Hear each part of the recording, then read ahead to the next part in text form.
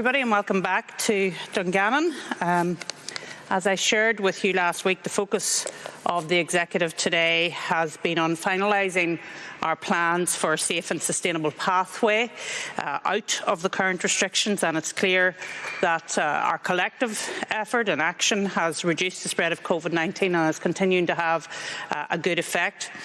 This week we saw the rollout of an expanded asymptomatic testing programme, which will play a key role in identifying and driving down any localised outbreaks, and the targeted testing will operate in communities, in businesses and emergency services across Northern Ireland, and that's in addition to the programmes already running in the health and education sectors.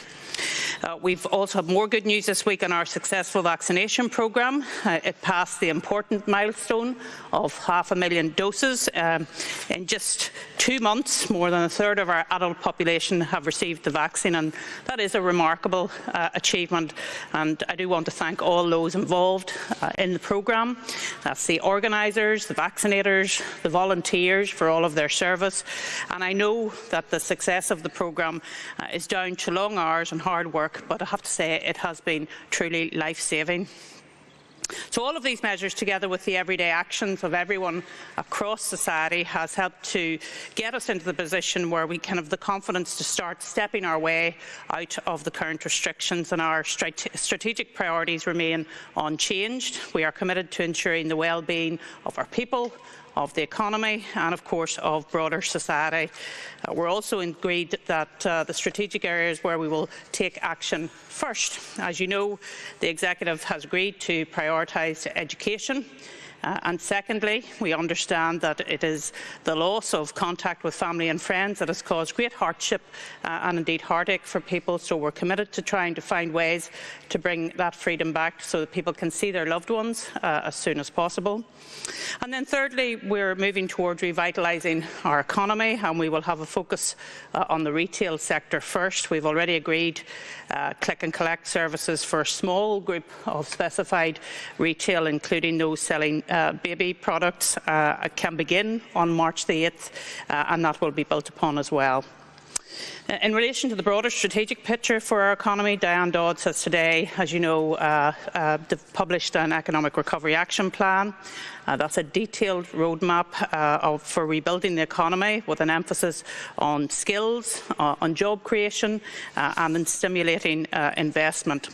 Innovation and ambitious thinking will not just take us back to where we were, but can bring us back better and indeed stronger as well. In relation to education, the Executive had further discussions on the topic this afternoon. Ministers have again expressed their desire to see children return to school as quickly as possible.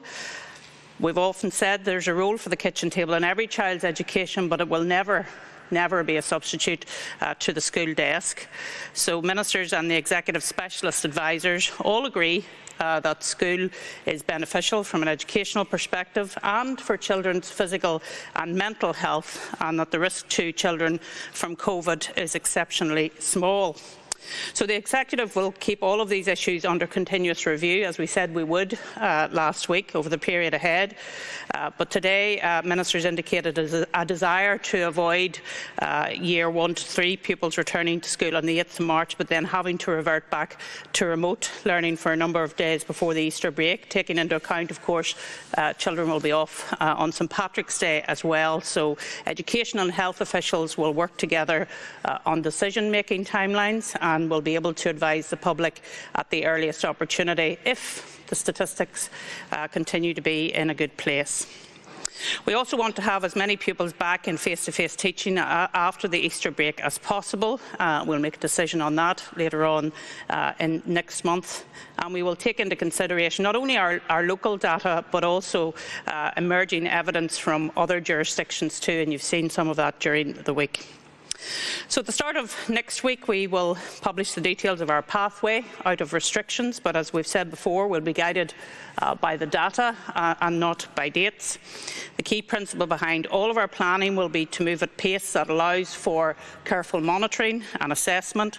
And I reiterate that as an Executive, we are obliged not to keep the restrictions in place any longer than is necessary or indeed proportionate. This time last year we saw the arrival of COVID-19 in Northern Ireland. There's no doubt of the terrible toll it has taken on the lives and indeed livelihoods of our citizens. But we've also learned a lot, and we have new medical advances to lean on as well. We have the vaccination programme, which of course is the envy of many others. Before I finish, I understand that military assistance which we received from the Ministry of Defence has been redeployed back into their military roles, and I simply want to thank sincerely all of those 110 military personnel who came forward and helped us at a critical time here in Northern Ireland. Huge thanks to them. So we're in a good place now to move forward as we head into the weekend. With the brighter spring weather, particularly here in Dungannon, I ask you all to stay at home, to limit your contacts to those of your household, try and avoid crowded beauty spots, and let's give ourselves the best chance. Let's do this right, and let's make sure that the success of our return to normal is in sight and that we also see recovery. Thank you.